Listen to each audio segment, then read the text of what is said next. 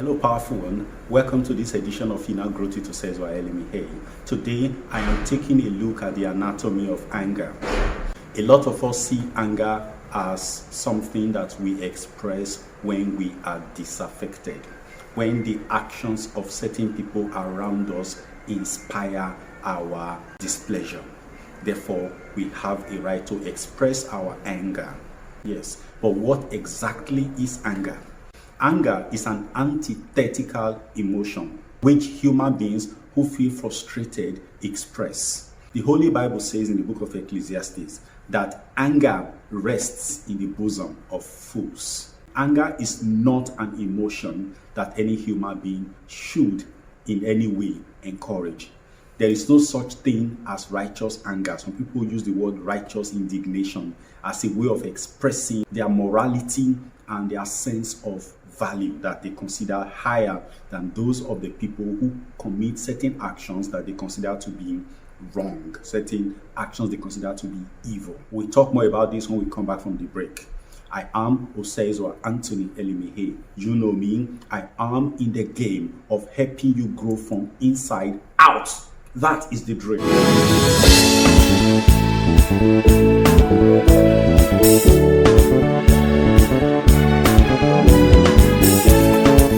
Welcome back. Yes, anger.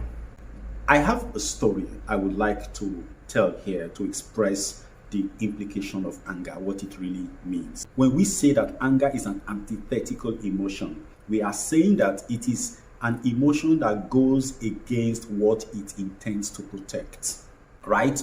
When you allow anger a free rein, you destroy that which you treasure in the process. Anger is not a human emotion. When you become human, you will transcend anger.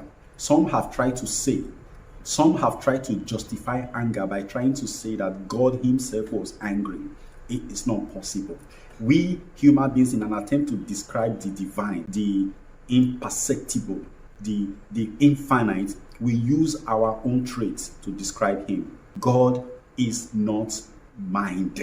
Some people say that they worship the universal mind as God. The universal mind isn't God. Okay? It might be the creator of all material things and all subtle things around us, but it is not God.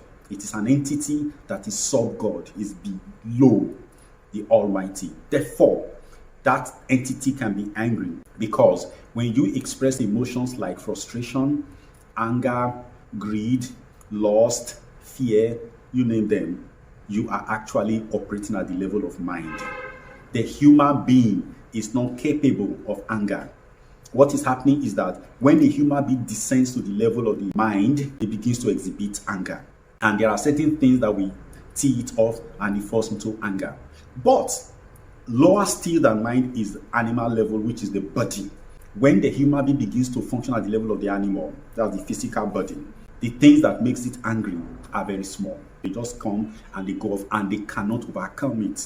It's an emotion that destroys its container, where the content itself has a role, a function to destroy its own container. That's what happens. A lot of relationships in business, marriage, sports, whichever way you want to look at it, have been destroyed totally by anger. When you direct anger towards somebody or you target it at something, that thing is at risk of negative energy. Because when you are angry, you are sending forth negative energy and your intention is to destroy, not to construct, not to build. If that person is weak, if the person does not have a God, if the person has a causative link with the reason you are angry, that person feeds from the negative energy you are sending to that person. And that person's reaction can be to other people. It begins to do things that are negative, that can destroy other people, destroy businesses, destroy even society, a community as a result of that. Because the person's focus, the person's concentration is scattered. And the person is led into all forms of negativity. All because you were angry at that person and you directed the negative energy towards that person. But it doesn't end there. What if the person is protected? What if the person has no causative link between the cause of your anger or your interpretation? You are just angry because you envy, You are angry because you're jealous. You are angry because you fail to interpret things in their proper perspective, because you misrepresent things. Your negative energy will not reach the person because there's no link. Because the Bible also says, causeless shall no curse occur. Therefore, the person is protected. And then, you that are sending out the negative energy, the energy is in you, resident in you in full volume. It is eating you up. It is destroying you. You are not progressing. You are not going anywhere. Over time, because you are the container of that energy, sicknesses will start manifesting in various forms in your system. It is a negative trait. And then, if you are angry, like we will say about destructive energies, you stop growing along the path of your label, original label. As in, you have a goal, you have a dream in life to become XYZ. Anger will not make you progress on that path because it stops you, and it's like a cog in the wheel of your progress. Until you let go of your anger, progress is not possible. I know people who live in anger over their estranged wives, over their estranged husbands. They were angry for years, angry over what their spouses did to them. They were no longer together, but the anger was there. They used their children as bait. But today, one of the men is suffering from amnesia. Why? He has money, but he just doesn't remember people. One of the things negative emotions can do to you. The other one had been on blood pressure for so many years. And if you ask her, she will tell you it is the experiences she had with her husband that gave it to her. Really, there are women who have had worst case experiences, but they are not under any medication whatsoever because they had a large heart to forgive and let go. It happened somewhere that there were these two lovebirds from secondary school. They treasured each other and they promised that they would be lovers. They will live together for the rest of their lives. And they will never know any other love but theirs. Along the line, they got married. Things were going well. It was all beautiful. Then until the man, the husband, decided to travel abroad. When he traveled abroad, in order to get papers, he got engaged with a lady abroad. And the lady insisted that the only way she could help him to get papers was for them to do remarriage. And this man did not know how to send a message to his wife back at home. News filtered to the lady back at home that your husband is married to a white lady over there in America. And she felt very disturbed. She said, it's not possible. It's not the man of my dream that will do that. I know him. It's a lie. Until pictures started filtering in, she started seeing these things. As far as she was concerned, she did not understand anything like contract marriage existed. She just felt that this man had broken her heart. She sent him several emails, sent him several messages, but the man would not respond. Why is this man not responding? Has he abandoned me? So one day, heartbroken, this woman decides to pay the man back in his own coin. Guess what she did? She decided to die before the eyes of the public. She went to a social media platform where she has a few followers, family and all. She put the phone on live broadcast and started narrating her ordeal. How much she loves her man, how much she cannot live without that man, how much he has broken her heart, and life is no longer the same as she sees it.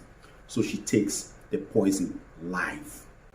But while she was doing that, people were looking for her. Her loved ones were looking for her. They were tracing her to the place where she was. Then they found her almost gone. She had passed. People were watching her dying on live TV. They picked her, rushed her to the hospital, and the nurses and the doctors were working to resuscitate her. Somehow they were able to flush some of the drugs out of her system. She came back. Now, she was breathing slowly and life was back there. The husband in the US saw the video and he could not forgive himself, but the greater part of his anger was towards the woman. How could she do this to me? Couldn't she understand that I am doing all of these things for her and us? The anger was unbelievable. He had to come to Nigeria. All he wanted to see was the wife. Wanted to see her, look into her eyes and ask her why she wanted to do that to her and her children. Who would have taken care of the children? The eldest of the children was just 11 years old. What was she thinking? In the hospital room, she was standing for the first time. He moved her around. He went to her, and when she looked at him, her anger returned. And she didn't want to talk to him. And the man rushed at her. What is wrong with you? He was shaking her. You have to talk to me. As he shook her, left her, he pushed her off. You are a disappointment. The woman fell, hit her head against the wall and broke her neck and died instantly. Now, did this man intend to kill the woman? The answer is no. It was anger. He couldn't believe it. What do you think is the thread that runs in the core of anger? Fear. Fear of that which has not happened. And fear is what? Living on the consequences of what may have happened or has not happened. It's all about future. But at this point in time, the woman who planned to kill herself for love eventually was killed by her love, the object of her love. Anger has never solved anything for the betterment of any human being. There's a difference between determination-induced rage. You say, I am not going to take this anymore. I want to change the state of my life. That's a different thing. But when there is anger, there are two elements locked inside anger. The first element is selfish interest. Anger is not a noble emotion. Once you feel it, it comes from selfishness. You want things to happen your own way, and you never see it from the perspective of the other person or the larger community or humanity. It is always from your perspective. That is one element of anger. The second element is fear. The element of fear is that you are dwelling on the energy of a consequence that has not yet happened. You are scared that certain things may happen and bring about certain things. A lot of people have destroyed themselves out of just that. This is it. Fear means that you are living on the energy of opinions. That's the opinions of the society, of other people, not on the energy of your authenticity. Because whatever happens, if you are a human being who are authentically themselves, you will know that whatever happens in life is for your own best interest. People who have absolute faith in existence, who have faith in life, they are not easily prone to anger. It is people who are solid in themselves. They are people of courage. Courage makes it possible for you to overlook consequences. And fear on its own is not a friend of anybody. It carries a massive arsenal. And the unfortunate thing about it is that that arsenal is not directed at the enemy. It's directed at you. So let's understand that for you to be able to live a life of your dream and overcome the challenges of existence, you must overcome anger. What anger means is that you are allowing the negative energies from others to move you. The negative energies from the actions, thoughts, opinions, and feelings of other people has now become the wind that moves and blows your life. It's no longer you. At that point, you are no longer living your life, you are living the life of others.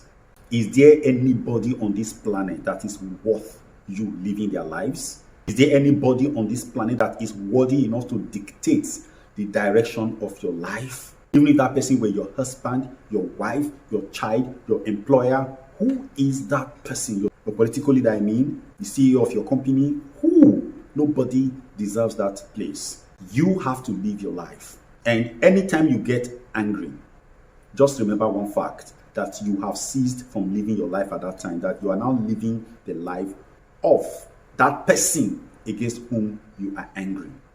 Or it may not be a person, it may be an event. You may see that, oh, you are poor, you don't have a boyfriend, don't have a husband, and this thing is eating you in. Just understand that you are living the life of that energy, of that experience. And what it means is that as long as that anger continues, you are living in the energy of that particular thing. And that means that you can never overcome that thing. That energy will be leading you on. Anger is not your friend. It is here to destroy. Christ says, I have come that you might have life and have it more abundantly. What do you think anger will say?